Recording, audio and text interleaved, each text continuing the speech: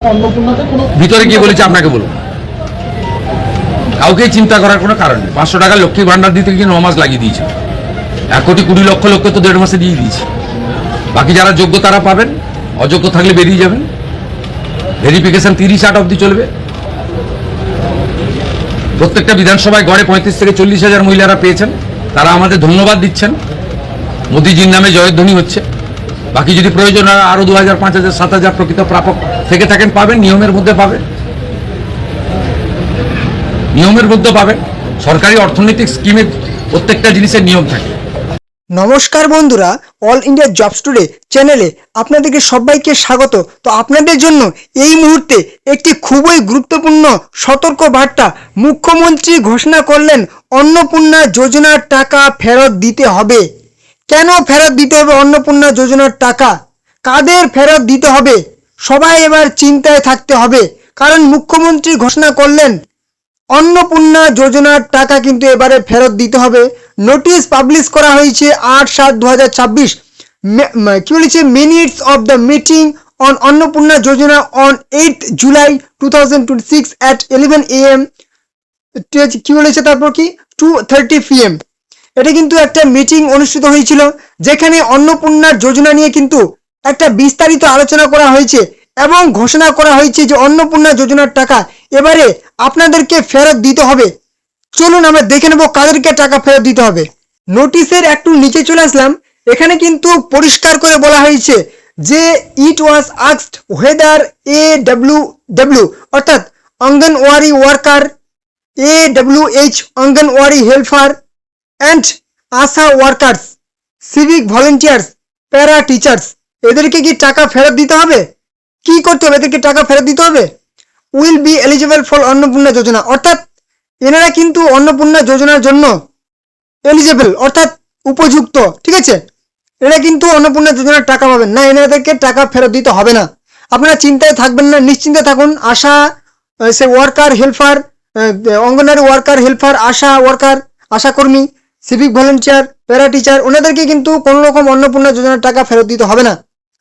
এখানে বলা হয়েছে উইল বি এলিজিবল অর্থাৎ ওনারা কিন্তু যোগ্য।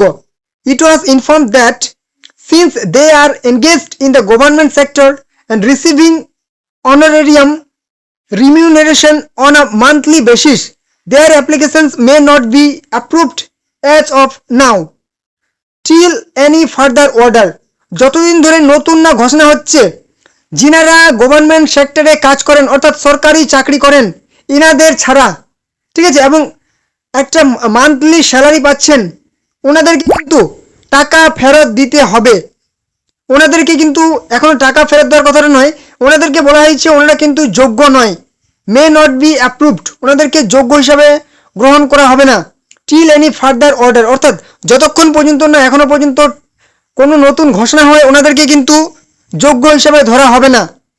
তারপর বলা হয়েছে query was raised under the family members of government employees, pensioners, income tax payers should be considered or not as the notification does not mention about the family members, অর্থাৎ যে সমস্ত পরিবারের সদস্যরা হচ্ছে কি গভর্নমেন্ট এমপ্লয়ি, সরকারি চাকরিজীবী, কিংবা পেনশন পাচ্ছেন সরকারি, কিংবা ইনকাম ট্যাক্স পে করেন, ওনাদেরকে কিন্তু ধরা হবে, কিংবা নাও হতে পারে যে তারা হচ্ছে কি ফ্যামিলি মেম্বার, তাদের কিন্তু নোটিফিকেশনে কিন্তু উল্লেখ নেই যে তাদের বাদ দেওয়া হবে কিংবা তাদের ধরা হবে।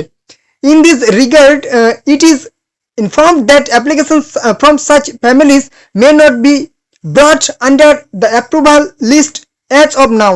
কিন্তু আবার বলা হয়েছে যে তাদেরকে কিন্তু সেই অ্যাপ্রুভড করা হবে কি মে নট বি অ্যাপ্রুভড, অর্থাৎ তাদেরকে কিন্তু সেই যোগ্য হিসাবে ধরা হবে না যে সমস্ত পরিবারের ইনকাম ট্যাক্স পে করে কিংবা ফ্যামিলি হচ্ছে কি employee government.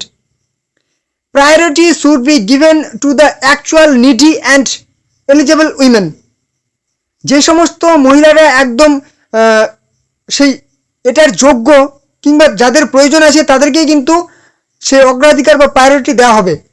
In this regard or কি বলছে clarification would be issued. Okay, next চলে আসি। Video tag the asked about cinchona plantation workers to be eligible or not. There was queries there were queries, আমি কিন্তু ইম্পর্টেন্টগুলো শুধু বলবো, হ্যাঁ। There were queries whether women from families paying GST having 3 or more rooms কি বলেছে with more than 50 decimals of land will be considered or not। এখানে বলা হয়েছে, প্রশ্ন হচ্ছে যে সমস্ত পরিবারে জিএসটি পে করেন, কিংবা 3টি বা তার বেশি পাকা ঘর আছে, কিংবা যাদের 50 ডেসিমেলের বেশি জমি আছে, তাদেরকে ধরা হবে নাকি বাদ দেওয়া হবে, এটা কিন্তু প্রশ্ন, কিন্তু এখানে কিন্তু বলা হয়নি। এবারে আরেকটা আমরা নোটিফিকেশন দেখে নেব, সেখানে কি বলেছে এটার বিষয়ে। Government of the West Bengal office of the chief secretary 4/7/2000 July মাসের 4 তারিখে নোটিশ পাবলিশ হয়েছে। এরপরে যারা এই নোটিফিকেশনটা আউট হওয়ার পরেও যদি ভুল করে থাকেন, তাহলে কিন্তু আপনাদের জন্য কঠোর ব্যবস্থা নেওয়া হবে। কি বলেছে, minutes of the meeting Annapurna Yojana chaired by the chief secretary on 4 July 2026 3 PM।